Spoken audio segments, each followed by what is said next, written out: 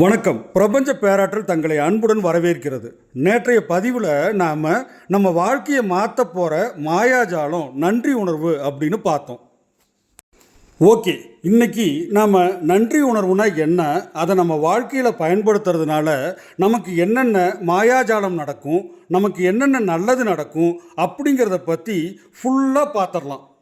வாங்க வீடியோக்குள்ளார போகலாம். யாருக்கு நன்றி உணர்வு இருக்கிறதோ அவங்களுக்கு அதிகமாக கொடுக்கப்படும், அபிமிருதம் உண்டாகும். யாரிடம் நன்றி உணர்வு இல்லையோ அவர் வசம் ஏற்கனவே உள்ளதும் எடுத்துக்கொள்ளப்படும். சரி, நன்றி உணர்வை எப்படி செலுத்துறது அப்படின்னு நாம் பார்க்கலாம். நமக்கு அன்றாட நடக்கும் எல்லா விஷயத்துக்கும் நன்றி உணர்வோடு இருக்கணும். நல்லது கெட்டது அப்படின்னெல்லாம் பிரித்து பார்க்கக்கூடாது. உதாரணத்துக்கு பஸ்ஸை நாம் மிஸ் பண்ணிட்டா கூட நாம் மனதார நன்றி கூறணும். ஆனால் நாம் என்ன பண்ணுவோம், ஐயையோ பஸ்ஸு போச்சே அப்படின்னு பதறுவோம். சிறு தீமைக்குள்ளும் ஒரு நன்மை உண்டு தானே. ஓகே, தினமும் நம்மளோட வாழ்க்கையில் நம்ம மனசில் நினைக்கக்கூடிய சில முக்கியமான விஷயங்களை பற்றி பார்க்கலாம். என்னோட வேலையை நான் மிகவும் நேசிக்கிறேன். என்னிடம் அளவுக்கு அதிகமாக பணம் இருக்குது. என்னோட வாழ்க்கை துணை என்கிட்ட ரொம்ப அன்பாக இருக்காங்க. நான் மிகவும் ஆரோக்கியமாக இருக்கிறேன். என்னை என் குழந்தைங்க மிகவும் நேசிக்கிறாங்க. என் பிள்ளைகள் நன்றாக படிக்கிறாங்க. என் வாழ்க்கை மிகவும் மகிழ்ச்சியாக இருக்குது. இப்படி நாம் நினச்சா இதே போல் நம்ம வாழ்க்கை நிறைவாக, மகிழ்ச்சியாக, அபிமிருதமாக, உற்சாகமாக, நேர்மறையாக இருக்கும். ஆனால் இதுக்கு நேர்மாறாக நம்மளோட சிந்தனைகள் எதிர்மறையாக இருந்ததுன்னு வச்சுக்கோங்க. உதாரணத்துக்கு, என்னோட வேலை எனக்கு பிடிக்கல, என்கிட்ட போதுமான பணம் இல்லை, இப்படி எதிர்மறையாக நினச்சா இப்படிப்பட்ட கஷ்டங்களை தான் நாம் மேலும் மேலும் ஈர்க்க வேண்டியிருக்கும். ஒரு இரும்பு எப்படி காந்தத்திடம் ஈர்க்கப்படுகிறதோ அதுபோல மாயாஜாலம் நன்றி உணர்வை ஈர்க்கிறது. நன்றி உணர்வு காந்தத்தன்மை கொண்டது. இது அபிமிருதத்தை ஈர்க்கும். இதுதான் பிரபஞ்ச விதி. என்னுடைய வாழ்க்கை நன்றி உணர்வு இல்லாமல் இருந்தபோது மிகவும் சவால் நிறைந்ததாகவும் மோசமானதாகவும் இருந்தது அப்படின்னு நம்ம புக்கோட ஆத்தர் சொல்கிறாங்க. நான் மிகப்பெரிய கடனில் மூழ்கி இருந்தேன். ஒவ்வொரு மாதமும் என்னோட கடன் அதிகரிச்சுக்கிட்டே போனது. நான் கடுமையாக உழைச்சேன், ஆனால் என்னோட நிதி நிலைமை மேம்படவே இல்லை. கடன் சுமையால் மிகுந்த மன உளைச்சலில் இருந்தேன். என்னோட உறவுகள் எப்போதும் ஒரே சீராக இருக்கலை. நான் ஆரோக்கியமாக இருக்கிறதா நினச்ச போது கூட ஒவ்வொரு நாளோட முடிவில் நான் மிகவும் களைச்சு போயிருந்தேன். பருவகால நோய்களும் சளி தொந்தரவுகளும் மிகவும் கஷ்டப்படுத்துச்சு. நண்பர்களோட உல்லாச பயணம் போனபோது மகிழ்ச்சியான தருணங்களை அனுபவித்தேன். ஆனால் அதற்காக நான் கடுமையாக கஷ்டப்பட்டு உழைக்க வேண்டி இருந்தது.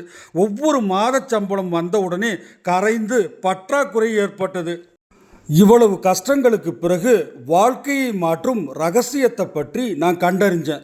அது என்னன்னா, ஒவ்வொரு நாளும் எனக்கு நடக்கும் எல்லா செயல்களுக்கும் நன்றி உணர்வோடு இருக்கிறது. இதனால் என் வாழ்க்கை மாறத் தொடங்கியது. என் வாழ்வில் மாயாஜாலம் நிகழ்ந்தது. முதல் முறையாக என் கடன்கள் எல்லாம் அடைபட்டது. விரைவில் விரும்பிய அனைத்தையும் செய்ய எனக்கு தேவையான பணம் என் வசமானது. என்னுடைய உறவுகள் அர்த்தமுள்ளவைகளாக மாறின. ஆரோக்கியம் மேம்பட்டது. என் நாட்கள் நல்ல விஷயங்களால் நிரம்பி வழிந்தது. வாழ்க்கை ஆனந்தமாக மாறியது. நன்றி உணர்வு என் வாழ்க்கையை மாயாஜாலமாக மாற்றியது. மாயாஜாலத்தை உங்கள் வாழ்விற்குள் கொண்டு வாருங்கள். மிகவும் கஷ்டமான, கற்பனை செய்து கூட பார்க்க முடியாத அளவுக்கு மோசமான சூழ்நிலையில் இருந்தவர்கள் கூட தினமும் தொடர்ந்து நன்றி உணர்வுடன் இருந்ததுனால அவர்கள் வாழ்க்கை முற்றிலும் மாறியிருக்கு அப்படின்னு ஆர்த்தர் சொல்கிறாங்க. ஒரு நார்மல் ஹியூமன் பீயிங்ஸ்க்கு இந்த 3 விஷயங்கள் மட்டும்தாங்க தேவைப்படும். 1 ஃபிசிக்கல் ஹெல்த்து, அதாவது உடல் நலம். 2 ஃபினான்ஷியல் வெல்த்து, அதாவது பண நலம்.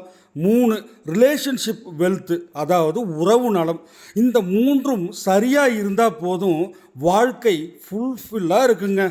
ஆனால் இவை 3ம் கிடைக்க நாம் முதல்ல நம்மளோட மென்டல் வெல்த்து, அதாவது மனநலத்தை வளர்த்துக்கணுங்க. தேவையில்லாததை யோசிக்கக்கூடாது. உதாரணத்துக்கு கடன், வறுமை, நோய். தேவையானதை யோசிக்கணும். உதாரணத்துக்கு செல்வம், ஆரோக்கியம், மகிழ்ச்சி, மனநிறைவு முதலியவற்றை நாம் யோசிக்கலாம். ஓகே, லாஸ்ட் 2 வீடியோலையுமே மாயாஜாலம் அப்படின்னா என்ன, அதை நம்ம வாழ்க்கையில் எப்படி கொண்டு வர்றது, நாம் என்னெல்லாம் செய்யலாம், என்னெல்லாம் செய்யக்கூடாது, நன்றி உணர்வை எப்படி வெளிப்படுத்தணும், இந்த மாதிரி எல்லா விஷயத்தையுமே தெளிவாக பார்த்தாச்சு. நாளையிலிருந்து 28 நாளைக்கான பயிற்சி தொடங்க போகுது. ஒவ்வொரு நாளுக்கும் ஒவ்வொரு வீடியோ விதம் நான் உங்களை சந்திக்க போகிறேன். இந்த வீடியோ பிடிச்சிருந்தா லைக் பண்ணுங்கள், கமெண்ட் பண்ணுங்கள், சப்ஸ்கிரைப் பண்ணுங்கள். Thank you to all. பை.